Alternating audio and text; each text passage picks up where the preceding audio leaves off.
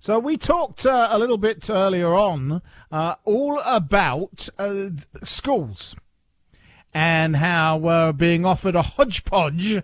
And by the way, we don't use that word enough. We're being offered a hodgepodge of solutions to going back to school. But there is a hidden problem. A lot of teachers don't want to go.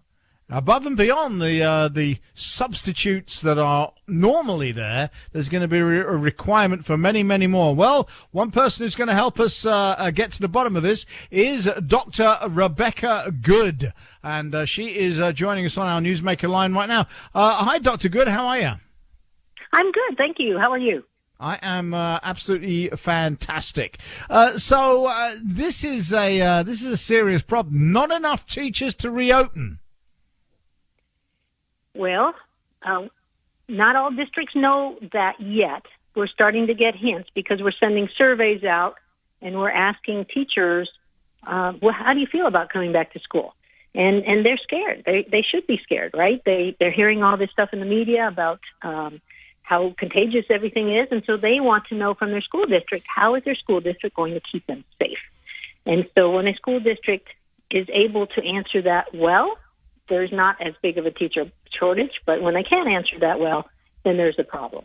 Now, and I'm an active superintendent, so I'm looking at that problem. I'm having staff meetings, and I'm surveying my staff to say, are you ready to come back to school? And if you're not, what can we do to make you ready to come back to school?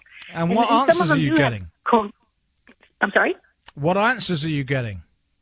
For the most part, they're ready because teachers are passionate about teaching. A good teacher wants to be in the classroom. We do have some teachers with health issues, and that's where really the problems lie, is how can we have a teacher, let's say you have an Algebra 2 teacher. That's sort of a tough subject. Not everybody can do that, right? We have an Algebra 2 teacher who has asthma. So what can we do? Well, what we can do is some accommodations to say if the teacher remains at home but can still teach into the classroom and into the online world, because we have to do both now, then is that an acceptable way of handling it? And so for some teachers, that will be a perfect way of handling it because they will be able to use the internet online world to actually teach Algebra 2 and have people in the classroom, because we're going to have to be very creative, right? If I'm at home as the Algebra 2 teacher and I've got a class of 12 kids who did come to school, then I'm going to remote into my class with another adult who's making sure the kids are paying attention and so forth. And again, we have to watch out for the kids. We have to keep our kids in cohorts so that if somebody in that class gets sick, that whole class goes home, but the whole building is not shut down. So there's a lot of pieces to this. You said hodgepodge. Right. There's a lot of that going on. Right. So if you've got a teacher who is immune compromised or has asthma, as you pointed out, is there just going to be a big TV screen in the classroom with the teacher on it? That would be part of it, and then we would have another adult in there to help with the work, just similar to... And keep control of the class, because that's part of teaching as well, right? You have to keep control of the class. Now, right now, with spatial distancing, you don't have that many, right? You have about 12 kids in the class, and you have chunks of information. It's not like kids will be sitting for 3 hours in front of the computer with their teacher. And so it would almost be like an online college class, right? So kids are having to adapt a little bit faster to that environment than what we thought. Now, I remember when my youngest daughter, by the way, she's 29 now. So this was a few years ago, but not so many years ago that I don't remember it. And as she's coming to the end of her high school career, she started using an online service to pick up some extra credits, and she was also doing AP classes and joint enrollment classes. It enabled her to get in and out of Florida State University with an honors degree in 2.5 years. So she did great, saved me a bunch of money at the same time. But she really utilized it as like an add-on. Even then, though, that school in Florida, that virtual school in Florida, was offering full-time schooling. You could go and graduate high school, start to finish, online. So this technology has been around a while. You're right. We're just now having to use it really much sooner. We're dragging parents, teachers, sometimes administrators into the 21st century through this COVID period, and really in some cases having to force parents and teachers to use the online world in a little bit more intense way and a little earlier than what they thought they would have to learn it, if ever, right? So there's a lot of actually positive things that are coming out of this, and so we need to stay focused on the positive things while we try to figure out how we're going to make this work for kids. Because ultimately, it's about kids learning, right? And the best place for them to learn is in school.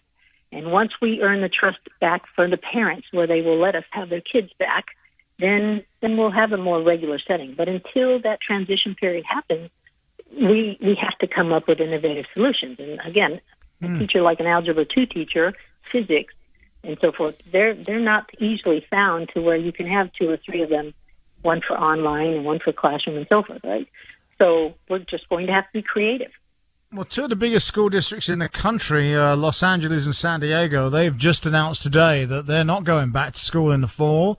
And a poll of LA teachers, their union members, showed 83% of them were against going back. Physically. So it's different answers in different parts of the country. There's no question about that. I have heard this thing about making the kids wear masks. I think that is the dumbest idea I have heard. You know, I think there's a perception of safety that's important here for the adults. School is about trying to keep things safe, right? Well, we have learning. And so the perception of safety is very, very important. We have locked doors, we have panic buttons, we have all of these things that we put into place to keep kids and the adults in the building safe. Well, this is the same with now this new COVID period. If face shields and masks are perceived to keep kids and adults safer in a building, then that's what we're going to do, because that means teachers will come to the building because we are asking kids to wear masks and face shields. We're asking them to do the same. So that's what it takes to get teachers to come to school. Then there is no question in my mind that if we make kids do this and we don't give them, the school mask, that everyone's got the same one, then these kids are going to be swapping masks. No question in my mind that will happen, and probably more in elementary school and middle school than in high school. I accept that, but it's definitely going to be happening. And the thing is, if you're a teacher and you're wearing a mask, you don't need me to wear a mask because you're already protected, right? Well, but the teachers need the kids to wear the mask to protect them. Remember their perception of safety. We want them to feel safe so that they will continue coming to the building, right? And so one of the things that we're looking at is setting a protocol, and we just talked about that today with my staff, about writing kids' names on their masks when they come in, making sure that, we know that the right mask is on the right kid, and that face shields be worn by teachers, sometimes instead of masks during instruction, so the kids can see the facial expression and the lip. Kids read lips, and we all sort of use other people's lips to help understand what they're saying. And so for our ELL students, second language students, for our special ed students, they need to be able to see the teacher's face. And so face shields will help us with that. Well, interesting stuff. I thank you sincerely for coming on. Dr. Rebecca Good is an education expert. She's also a superintendent, and I think she's got a radio show as well. So she must be smart. There you go. Must be smart. Thanks, Dr. Rebecca Good, thank you very much for joining us. I appreciate it. You have yourself a wonderful day, and stay safe, ma'am.